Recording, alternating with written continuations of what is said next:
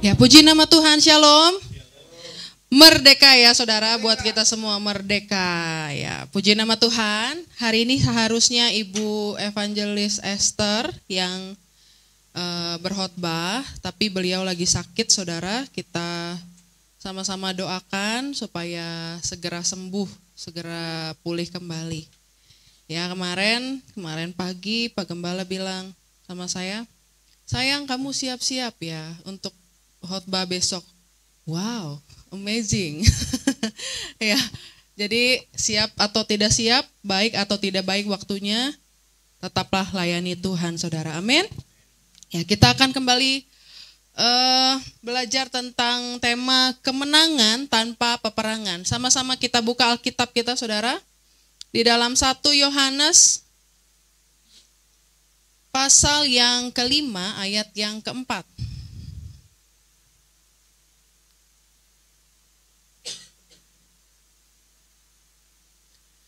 Sudah ketemu?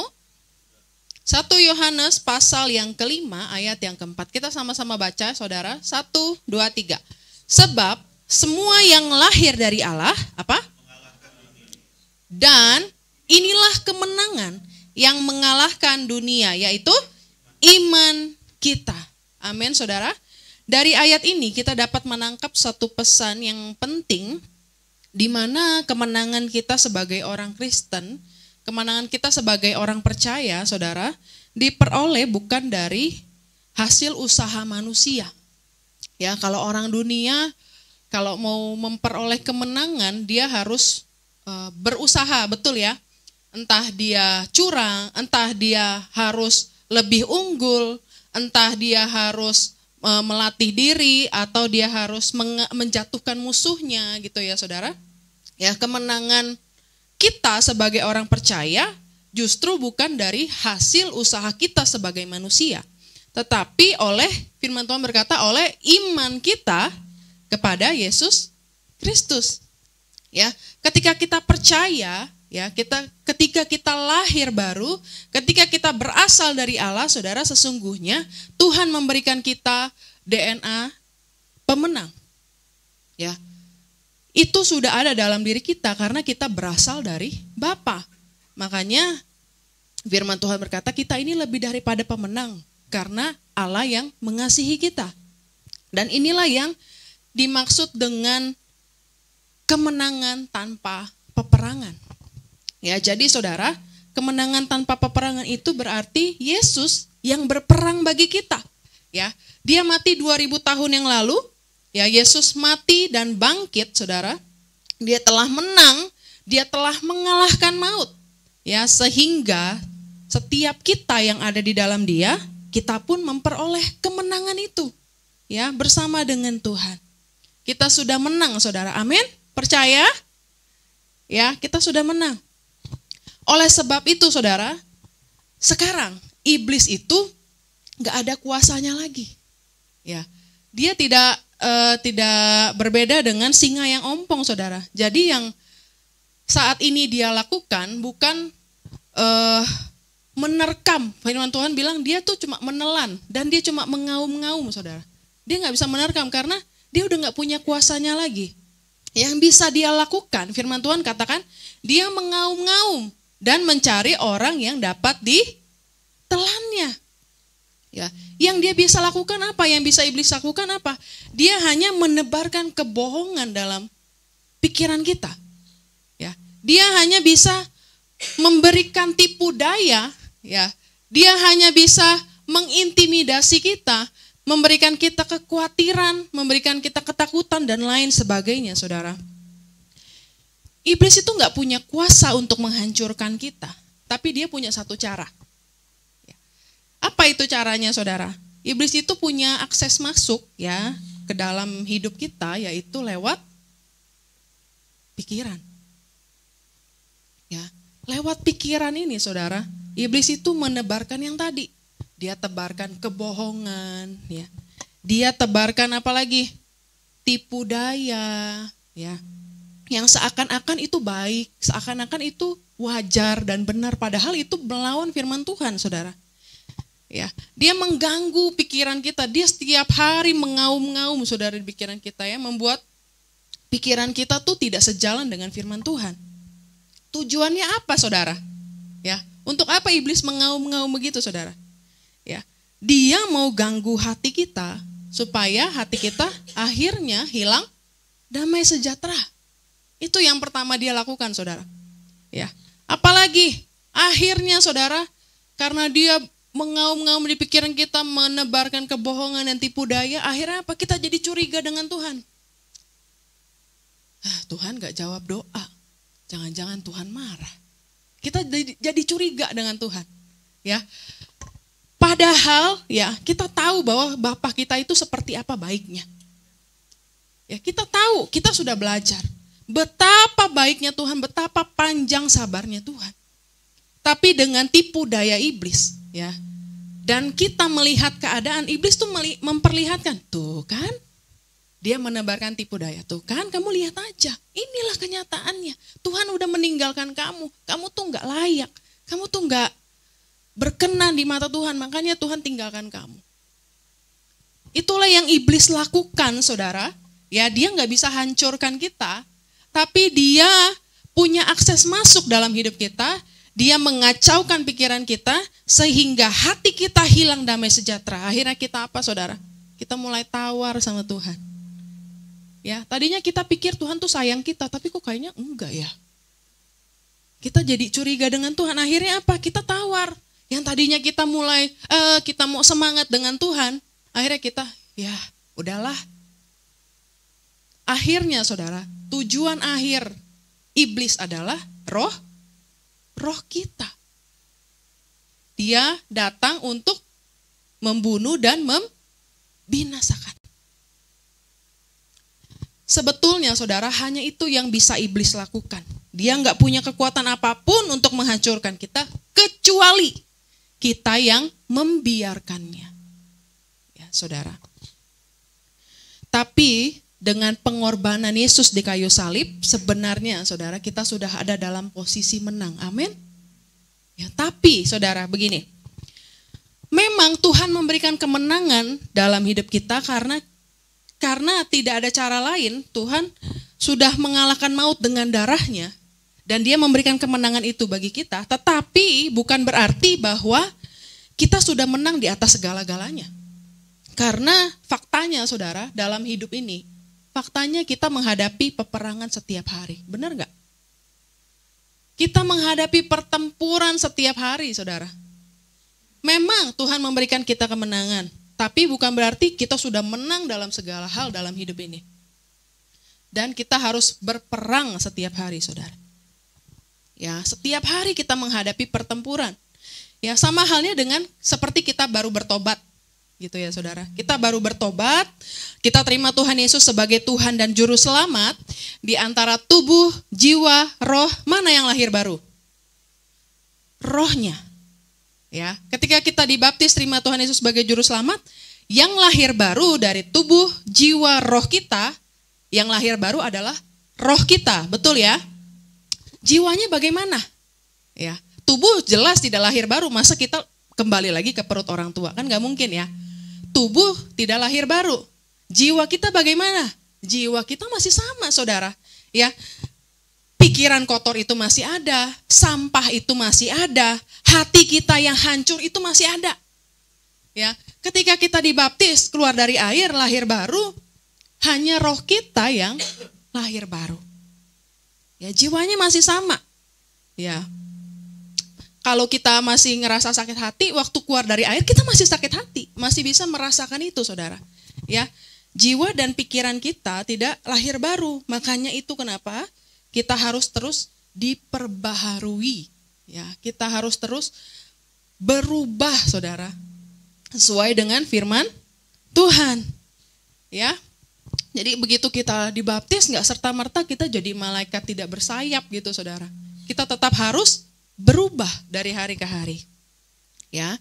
Kadang saudara, pertempuran yang kita hadapi setiap hari yang terjadi adalah kadang ketika kita mau, iman kita mau bangkit gitu ya saudara, di saat yang bersamaan ketakutan kita muncul.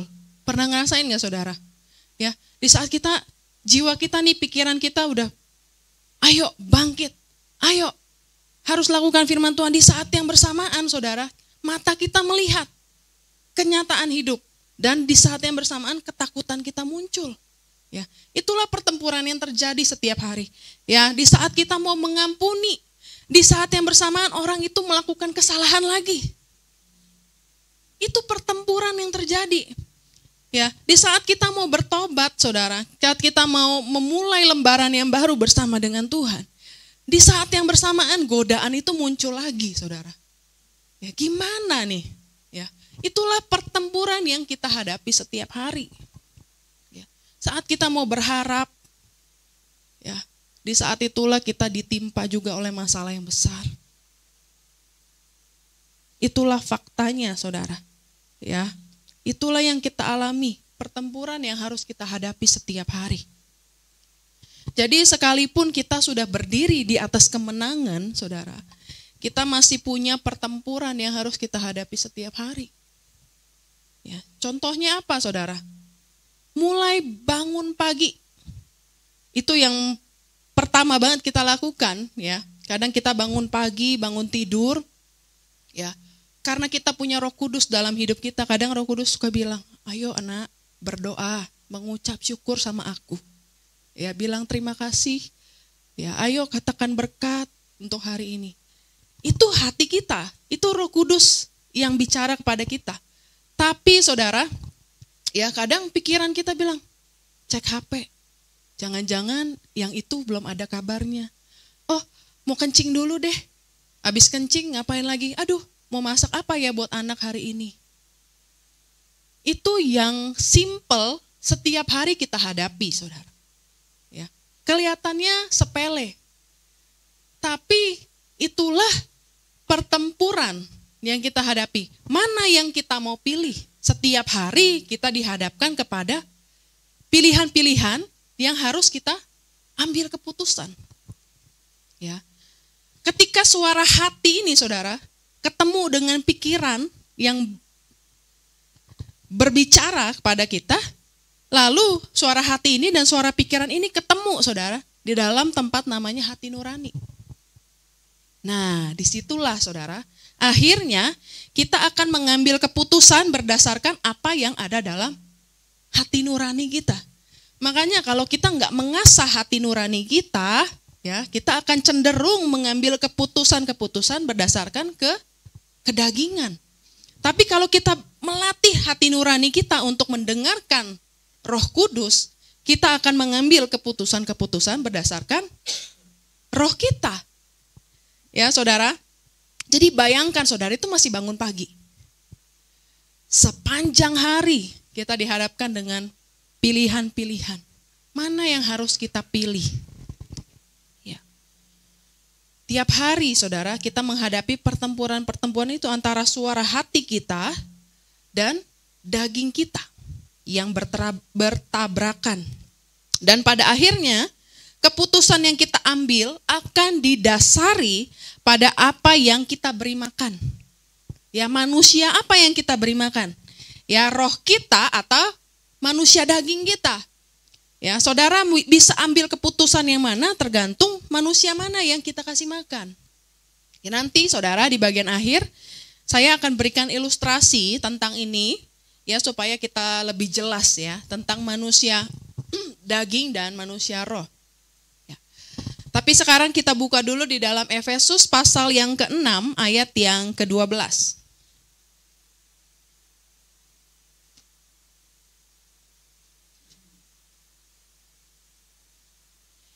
Efesus pasal yang ke-6 ayat yang ke-12. Saya akan bacakan untuk saudara.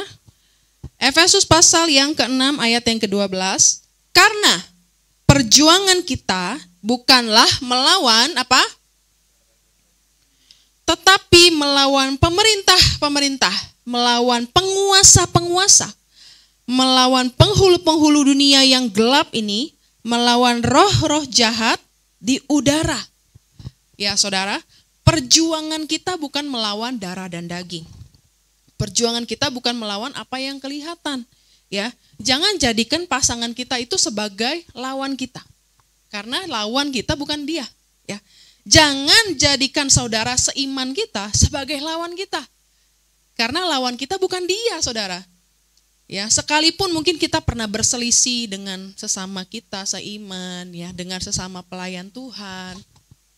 Tapi kita harus belajar bahwa kasihi orangnya, benci dosanya. Ya, karena dia bukan lawan kita, saudara. Lawan kita bukan yang kelihatan, melainkan yang tidak kelihatan. Ya, tentu lawan kita ini bukan lawan yang biasa-biasa, saudara. Ya, saya nggak sedang menyanjung atau memandang roh-roh jahat itu sebagai lawan yang hebat, bukan, saudara. Tapi firman Tuhan sudah memperingatkan kita bahwa kita harus waspada, betul? Kita harus berjaga-jaga, kita harus hati-hati. Kenapa, saudara? Karena iblis itu selalu akan coba mengaum-ngaum di pikiran kita. Setiap saat, setiap dia punya kesempatan, dia akan mengganggu kita, saudara.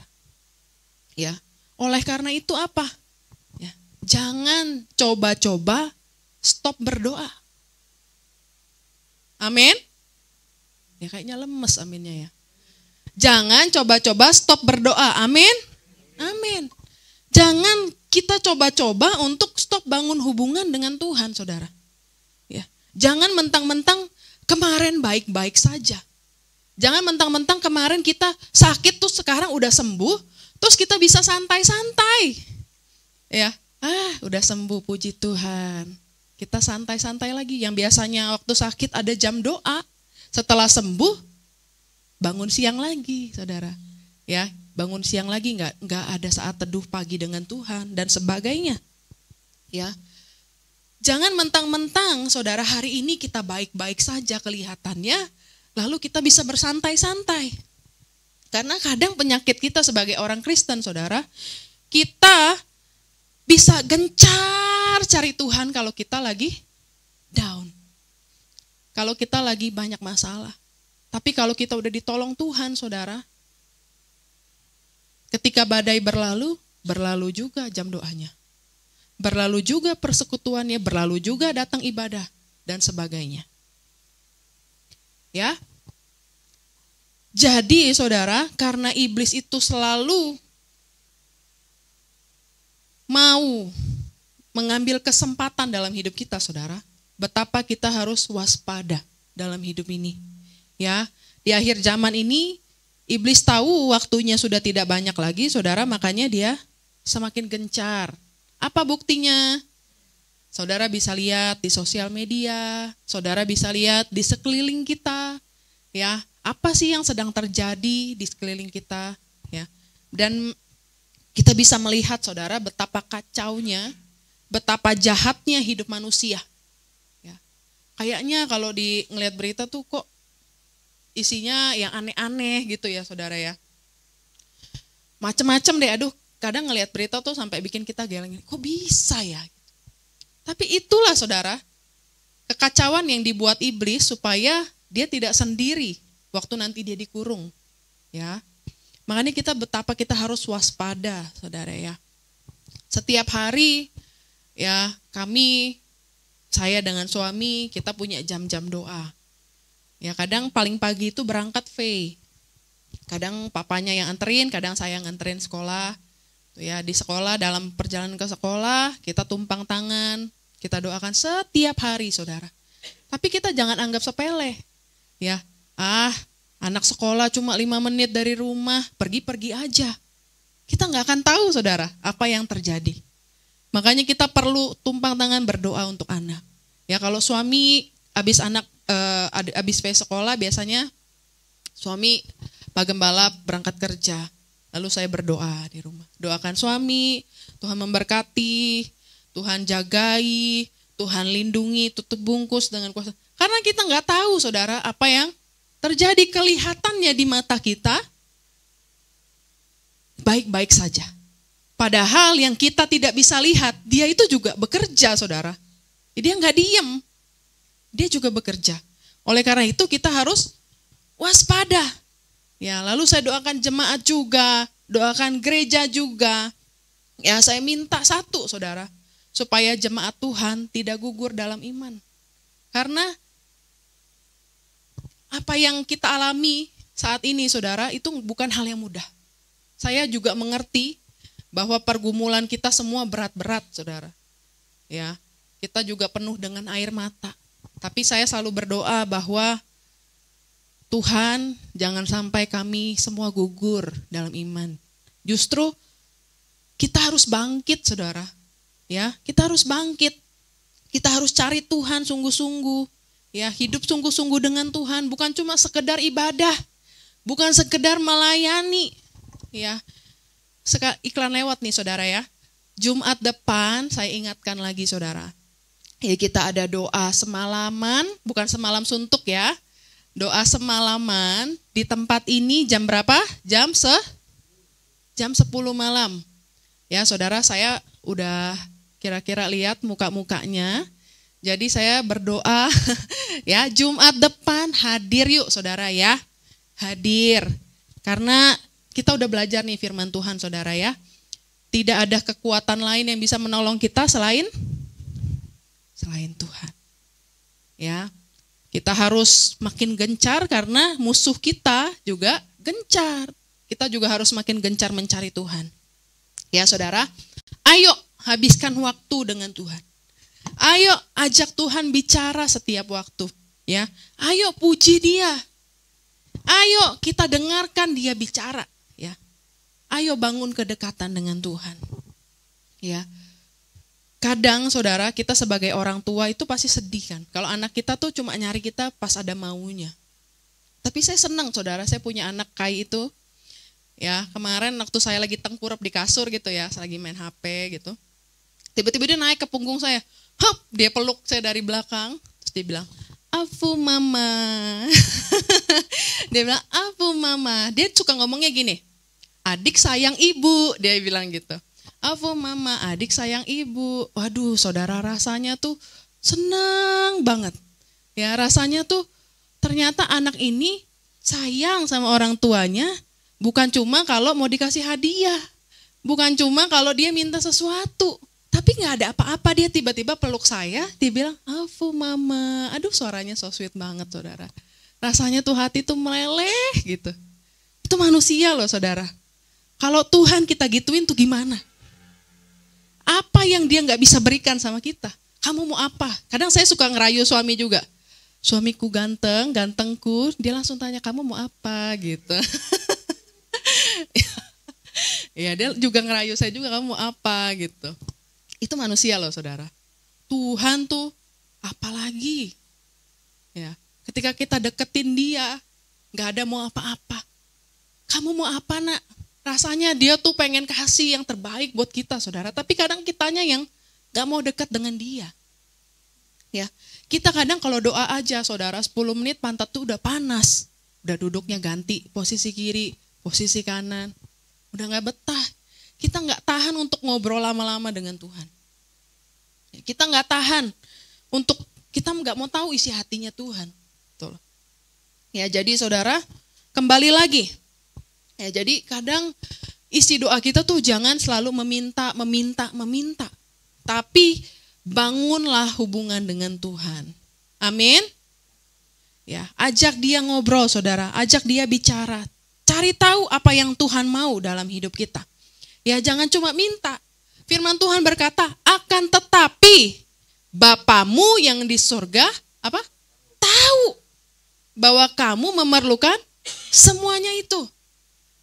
Ya, nggak usah diulang-ulang, saudara. Bapamu tahu. Kalau kita sangat menginginkan sesuatu, saudara, saya sangat-sangat percaya bahwa Tuhan lebih sangat-sangat terlalu ingin untuk memberikan kepada kita. Tapi, saudara, Tuhan tahu pada akhirnya yang Tuhan berikan itu akan sia-sia kalau kita nggak berubah. Ya, jadi kadang kenapa kita kalau berdoa, "Tuhan, tolong mujizat, Tuhan berikan." Kadang gak langsung terjadi gitu ya. Kadang gak langsung diberikan. Kenapa, saudara? Karena Tuhan tahu ya pemberian Tuhan itu akan sia-sia kalau kita gak berubah. Tapi kalau kita berubah, ya, kalau hati kita berubah, itu yang Tuhan mau, itu yang paling penting. Apa saja ketika kamu di dalam aku di dalam kamu, minta apa saja kata Tuhan. Ya, itu yang Tuhan mau.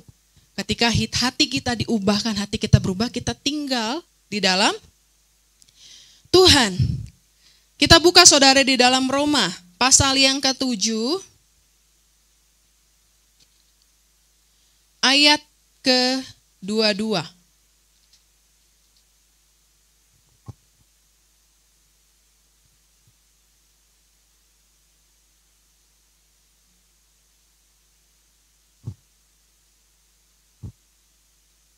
Ayat ke-22 sampai ayat yang ke-23. Kita baca ya sama-sama saudara.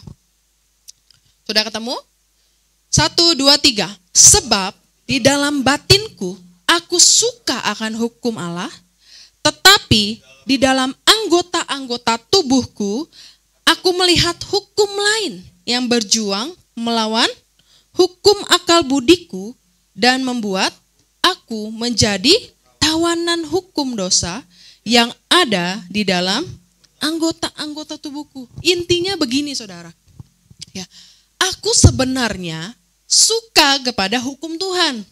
Ya, aku sebenarnya ingin melakukan hukum Tuhan. Tapi aku seperti dicengkram. Ya, aku seperti susah mau berubah. Nah, inilah maksud ayat ini saudara. Sebetulnya hati kita mau melakukan firman Tuhan. Tapi tubuh kita, ya, pikiran kita, ya, susah untuk melakukannya. Seperti janji saya, saudara, saya akan berikan contoh ilustrasi. Coba saya minta tolong pemain tamborin 3 orang, boleh berdiri di depan. Tolong ya. Ya, boleh Tere paling kiri saya. Terus Clarissa di tengah. Kamu di paling kanan, sayang. Nah, oke saudara. Ya, saya akan berikan ilustrasi supaya kita lebih mengerti. Ya, di dalam tubuh kita ada apa saudara? Tubuh, jiwa, dan roh. Nah, ini tubuh ya saudara. Nah, cantik kan? Ya, ini tubuh ya. Dia lapisan terluar. Dia yang menyerap semua informasi, panca indera. Dia yang melihat, dia yang dengar, dia yang rasa. Tubuh. Nah, dia ini saudara, dia ini jiwa. Ya, dia ini yang paling tersiksa. Kenapa dia tersiksa? Karena dia diapit oleh tubuh dan roh. Dia yang mengambil keputusan. Ketika dia diapit oleh kedagingan ini dan roh ini, pada akhirnya jiwa yang mengambil keputusan, dia ada di tengah. Ini jiwa. Lalu yang terakhir, ini namanya siping. Dia jadi perannya jadi roh ya. Ya, roh ini saudara, ya kalau kita tadi seperti saya jelaskan, kalau kita bertobat, lahir baru, roh ini yang lahir baru. Ya, segala yang terbaik Tuhan berikan dalam roh kita. Ya, tinggal bagaimana itu terjadi sampai ke sana. Ngerti ya saudara? Oke, ini harus termanifestasi ke jiwa, akhirnya jiwa ke tubuh. Oke, sampai sini ngerti ya? Ya saudara, jadi ada suatu cerita. Ceritanya begini saudara, terjadilah suatu pertempuran hidup dalam seorang manusia yang bernama, sebutlah namanya Mawar. Ya, namanya siapa saudara? Mawar. Nah, ini tubuhnya Mawar. Ini jiwanya Mawar. Ini rohnya Mawar. Nah, saudara, suatu kali si Mawar ini pergi ke gereja. Ya, waktu di gereja dia beribadah, lalu dia slack lah dengan teman satu gerejanya. Ya, waktu dia slack, saudara, tubuhnya ini menyerap informasi, betul ya? Si Mawar ini tubuhnya melihat si temannya itu maki-maki dia. Tubuhnya ini mendengar apa yang dikatakan oleh temannya. Lalu tubuhnya ini transfer ke jiwanya ini. Jiwanya bergejolak, saudara. Enak aja lu ngatain. Itu jiwa itu apa sih, saudara? Pikiran kita. perasaan kita, kehendak kita, betul ya? Jiwa ini bergejolak saudara, ngamuk dia saudara. Tapi ada yang namanya roh. Karena Roh Kudus ada dalam si mawar ini saudara, akhirnya roh ini ngingetin si jiwa ini. Ya, gak boleh begitu. Pulang dari tempat ini kita berdoa. Ya. Akhirnya si jiwa ini saudara ngambil keputusan. Pulang dari gereja aku mau berdoa. Aku mau tengking semuanya. Aku mau lepaskan semuanya. Pulanglah dia saudara berdoa. Ya, si mawar ini berdoa. Jiwanya, pikirannya akhirnya memutuskan untuk mengampuni si temannya itu. Ya, setelah dia mengampuni temannya itu, dia minggu depan ke gereja lagi. Ya. Gereja lagi, duduklah dia saudara. Ketika WL bilang bangkit berdiri, berikan salam kiri, shalom, berikan salam kanan. Orang yang kemarin saudara, yang dia sebel. Lihatlah sih tubuh ini. Ya, tubuh ini ngelihat lagi saudara. Ini nih, jiwa bergejolak lagi. Kan kemarin dia ngomong ini, pikiran kita saudara itu. Pikiran dan perasaan kita bergejolak lagi. Ya, akhirnya si roh ini bilang lagi, kamu gak boleh gitu, harus lakukan firman Tuhan. Akhirnya jiwa mengambil keputusan lagi. Pulang dari tempat ini, aku mau berdoa, aku mau melakukan firman Tuhan. Pulanglah dia saudara, si mawar, masuk kamar lagi. Kayaknya saudara kalau waktu berdoa enak ya. Benar gak? Rohnya kayaknya kuat banget. Ya. Kayaknya kalau habis berdoa roh kita kuat banget, kayaknya kita bisa melakukan firman Tuhan semuanya gitu ya. Wah, strong banget. Tapi saudara, kembali lagi dia ke gereja. Ya. Ngelihat, jadi gini saudara. Jiwa ini tertekan akhirnya. Jiwa ini tersiksa akhirnya karena terjadi peperangan di antara roh ini dan daging ini. Yang menekan dia harus ambil keputusan, mana yang kamu mau lakukan? Ayo, kamu mau ngikutin dia apa ngikutin dia? Itulah yang terjadi saudara, pertempuran dalam hidup kita. Mau ikut daging apa? Mau ikut roh. Ya saudara. Dan itu gak boleh, silakan duduk adik-adik, terima kasih ya. Itu saudara ya gak terjadi dalam 1-2 malam. Kadang kalau kita mau melakukan firman Tuhan ya gak semulus itu, benar gak saudara? Itu pertempuran yang kita hadapi setiap hari. Kita mau lakukan firman Tuhan, tapi seperti terbelenggu dengan daging kita yang mau ngamuk, saudara. Ya. Dan itulah yang terjadi. Makanya firman Tuhan berkata, kalau kamu mau hidup oleh roh, kamu tidak akan turuti keinginan daging. Lanjut lagi ke cerita yang tadi ya, saudara. Pada akhirnya, karena si mawar ini, ya terus rohnya dikasih makan. Dia kalau lagi sakit hati dengan si temannya itu, dia berdoa. Dia kasih makan rohnya terus. Pada akhirnya suatu kali dia melihat temannya itu di gereja, temannya lewat gitu ya saudara. Akhirnya dia bisa berkata sama dirinya. Waktu dia lihat temannya itu, dia bilang begini, kok aku udah gak sakit hati ya? Kok aku udah oke. Kok tiba-tiba aku jadi ada belas kasihan ya sama orang itu. Di saat itulah saudara, rohnya si mawar sudah menguasai jiwanya. Makanya saudara, di dalam 2 Petrus kita buka ya. 2 Petrus 2. 2 Petrus 2 ayat yang ke-8. Mana nih? 2 Petrus 2 ayat yang ke-8. Saya bacakan ya. Berkata begini, sebab orang benar ini tinggal di tengah-tengah mereka dan setiap hari melihat dan mendengar perbuatan mereka yang jahat itu, sehingga jiwanya yang benar itu tersiksa. Kalau kita nggak bisa melatih anggota tubuh kita, saudara, ya tubuh kita, panca indera kita nggak bisa latih sepenuhnya, jiwa kita tersiksa. Ya, karena roh kita juga berjuang, kedagingan kita juga berjuang. Itu saudara. Jadi sudah paham sampai sini? Jadi ngerti ya dengan ilustrasi itu saudara, itulah pertempuran yang kita hadapi setiap hari. Saudara, kalau kita mau kita melakukan firman Tuhan, yang pertama kita harus kasih makan roh kita saudara. Ya, supaya ketika jiwa kita bergejolak, roh ini bisa menguasainya. Akhirnya saudara, ketika jiwa ini sudah dikuasai oleh roh, maka jiwa ini bisa menguasai tubuh. Akhirnya apa saudara? Tubuhnya sehat. Kenapa bisa tubuhnya sehat? Karena jiwanya nggak ada sakit hati. Jiwanya nggak ada kepahitan. Ya, saudara mau hidup sehat?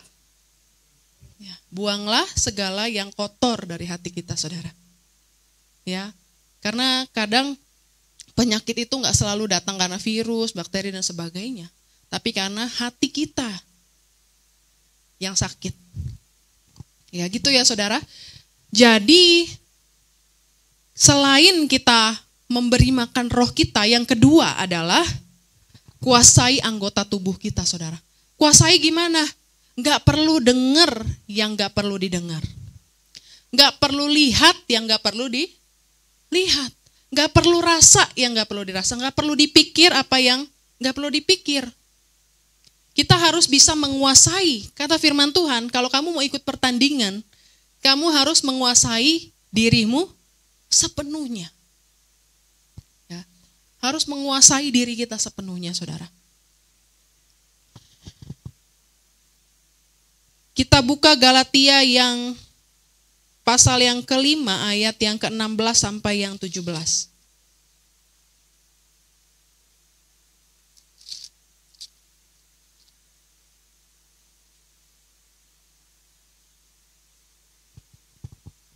Firman Tuhan berkata begini saudara, maksudku ialah hiduplah oleh roh, maka kamu tidak akan menuruti keinginan daging. Sebab keinginan daging berlawanan dengan keinginan roh. Dan keinginan roh berlawanan dengan keinginan daging, karena keduanya bertentangan sehingga kamu setiap kali tidak melakukan apa yang kamu kehendaki. Seperti ilustrasi tadi saudara. Jadi kadang kalau kita berdoa, Tuhan tolong aku supaya bisa lakukan firman Tuhan. Kita nggak langsung bisa lakukan saudara. Kadang itu bisa berhari-hari, berbulan-bulan, bahkan bertahun-tahun. Ya, itu penuh dengan air mata, penuh dengan pengorbanan. Bagaimana kita mau matikan daging kita supaya kita bisa melakukan firman Tuhan. Ya, kita telah dipanggil untuk merdeka, saudara. Ya, kemenangan telah diberikan bagi kita. Tadinya kita dibelenggu, kita nggak punya pilihan lain selain binasa. Ya, kita nggak punya pilihan lain untuk kita bisa bebas, saudara. Tapi karena kemerdekaan itu, karena kemenangan itu diberikan bagi kita, sekarang kita bebas, kita merdeka. Tapi firman Tuhan berkata, kamu jangan pergunakan kebebasan kamu, kemerdekaan kamu untuk kamu bisa melakukan dosa. Ya. Jadi inilah pertempuran yang kita hadapi setiap hari, saudara. Jadi kita melihat ya, sekalipun kita menang, tapi kita masih bertempur, masih berperang setiap hari. Hiduplah oleh roh, sama seperti cerita pertempuran tadi, saudara. Ya, sekalipun kita udah berdoa, kita udah mau nuruti kehendak Tuhan, tapi itu nggak terjadi secara instan dan kita diproses setiap hari. Jangan pernah berhenti berdoa, jangan pernah berhenti saat teduh ya saudara, jangan pernah berhenti untuk bangun hubungan dengan Tuhan. Karena setiap hari kita perlu Tuhan, setiap waktu kita perlu Tuhan. Ya, jadi Jumat depan saya mau lihat semua yang ada di tempat ini hadir dalam doa semalaman. Oke? Puji nama Tuhan, kita tundukkan kepala kita.